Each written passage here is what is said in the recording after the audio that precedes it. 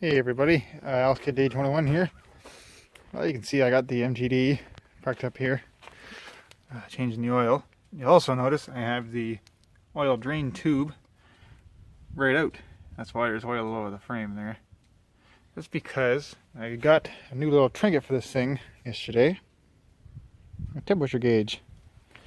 Yes sir. Now, obviously it's an air-cooled engine, so there's no water jacket to thread this into, but as you've probably seen a couple other people do, I'm going to be tapping it into my oil down there, so it'll read the temperature of the oil, give me just sort of an idea of how hot it's running. As far as placement, I'm thinking right there, right here, right next to the switch for my lights. It's only 2 inches in diameter, so it should. We'll have to see as far as fitment goes. But yes, so also, see these 2 other wires here, a ground and a power wire. It's one of the ones with the light up background. You can see the little white ring in there, and everything lights up. Oh, I'm gonna wire that into my light switch so that when I flick the headlights on, the gauge comes on as well. Doesn't really seem necessary to have a switch for each individual one, even though having lots of switches looks kind of cool, I guess. Okay, so I'll show you what I got so far. So I think I figured out how I'm going to do this. It took quite a bit of thinking, but I think I'm okay now. You see right here is my little tube that threads into my block, and the drain plug would go. I just have that so it doesn't run all over the frame when I change oil. You see I got a hole drilled here and sort of tapered almost with the grinder and marked. And I have this 90-degree pipe fitting here. And it's also been I've grounded quite a bit. I would like to, what the plan is to have it go like this. Kind of mesh like that. They just I basically just taper them both so they would kind of fit together better and I wouldn't have to seal it as much with the weld. The plan is to weld this to this. And when it's put together, this will run right next to the frame, sorta. And the probe will just thread right into this, right there. And I'm thinking that'll work. It'll just run along here, and the way I have it, it just clears the frame, so I can still unthread my tube and thread it in.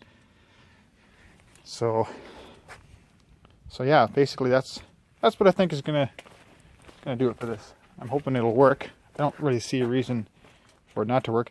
The only thing I can see is when I change the oil next time, a little bit of oil will get trapped in here. Just a little bit of dirty oil, which is no big deal. I can just unthread the fitting, take the probe out for the gauge, and let it drain a little bit. And take this whole thing out and flush it out if I need to, which I don't really think that'll be necessary. But, you know. And then I'm just going to run, you can see there's a fairly long wire for that. I'm just gonna, since it's gonna be facing this way, I'm planning on running it in front of the engine. Zip tie it or something down to the grill, maybe around here, maybe up here. I'm not sure how I'm gonna do it. And then it'll go behind the fuel tank there. It's definitely long enough to reach that far. So yeah, that's the plan for this thing anyway. I think what I'm gonna do now is just get the welder out here, fire it up, and weld this together. We'll see you in a bit. Okay, you can see, well, I got everything welded on. I got the fitting in, and it's leaking because I did not use any Teflon tape or anything on the pipe threads yet. I probably should. I put it in some of the, while the weld was still super hot, I put some of the old engine oil in. And you can see the gauge is now just about 180 degrees Fahrenheit. Just about. It's probably going to read hotter than that when the oil heats up, obviously. When I first just stuck it in, it went up to almost 200 because of the hot weld, and then I poured some oil in and it probably cooled the weld down, so. But it's dripping, obviously. Just going to have to seal that up with some Teflon tape or some kind of goo stuff, maybe. But, so yeah, this is sticking out quite a bit. I'm maybe going to, even though, you know, nothing's really going to, if his front axle will mow anything down, but I might just weld a little guard right here, some piece of little steel or something to protect it. And as far as routing goes, let me just fix this. There, better.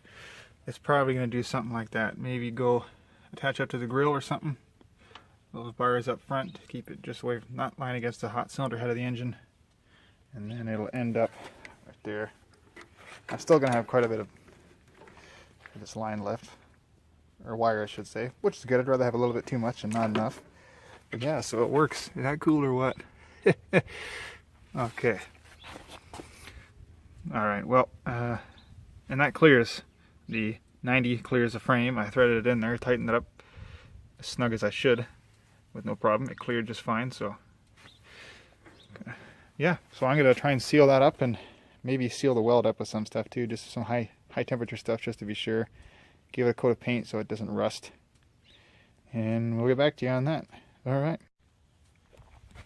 Okay, so I got the gauge installed. As you can see, it looks very nice.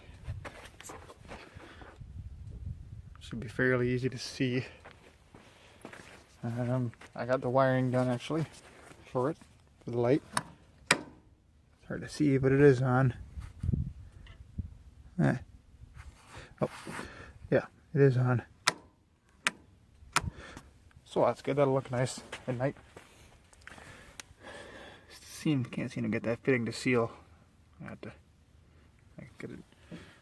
to try and seal it up again, but so I got it mounted. I have the wire around here. I'm going to zip tie it over with my other wiring across there. And maybe up here or something. I'm not sure. We'll have to see. Just want to look kind of clean. That's all. I don't need some big weird wire wrapped around everything. But yeah, so looking good. Everything's going good so far. Everything went together nice up in there. You can get the wire or the cable end on my switch so it comes on with the headlights. Yeah, which is good. Should work out well. So hopefully I can get that fitting sealed and throw some oil on it, and we'll see if the gauge reads. Okay, so I got her full of oil. My fingers in the way. I got her full of oil and I had her running around for a bit. It is still leaking a bit. Not here, but around here. I must not have sealed it up perfectly with the weld. So, but I expected that. I figured it'd be hard to perfectly seal it up, so I'll just put some stuff on there or something. That's just a little drop once in a while, so nothing crazy or whatever, but still I don't want it leaking, so I'll fix that at some point. So I had it running around and it actually never got up above 130. You can see the gauge starts at 130. That's probably a little too low, or probably a little too high I should say, for the cold weather right now.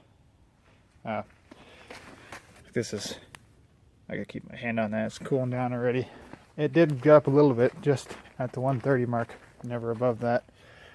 I bet you, I'm assuming though, on a really hot day, maybe in the summertime, it'll be different. Or if I romp it for like a whole day almost, take it back, and me and Carter and Garrett go or something, maybe it'll go up a little more. I'm not really too concerned about that. I just, you know, it works. It's just it doesn't go up all the way. Obviously, I don't need my oil at 280. This does work though. The lights and the headlights both come out at the same time. So, you know, it would be cool to see it floating up here somewhere, but then again, I don't want it running too hot. We'll see.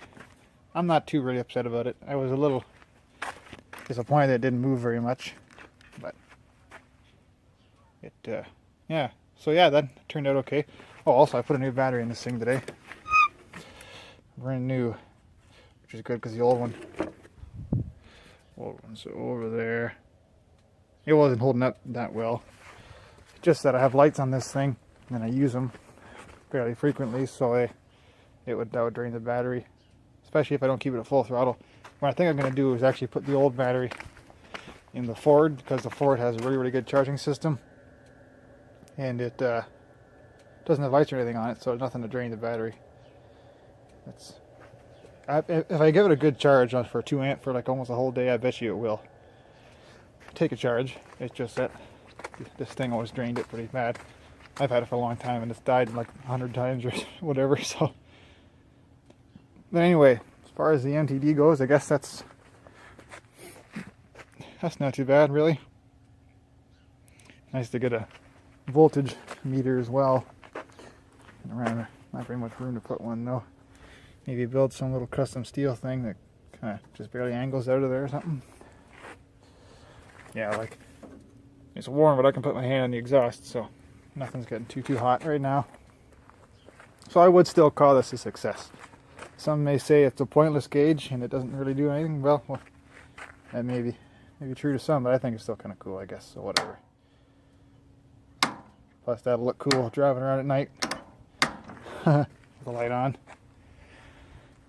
So yeah, I don't know. I got it zip tied in a couple of spots. I guess I'll show you that first. Here, so let me open that. So it's there, just kind of hangs around the front of the engine. And behind the air cleaner. Clean it on a little brace. Or zip tied, I should say. And then goes right in front of the steering box. Over and just kind of zip tied it to that other wiring. It's pretty much just the right length. I bet you if it was any shorter, it might have had some difficulty. It's not resting up against the cylinder head or nothing, so, which is good. Yeah. Well, there you go. I put a temperature gauge for the little MTD, I guess. Pretty cool stuff. Yep. Alright, well, thanks for watching, I guess. We'll see you next time.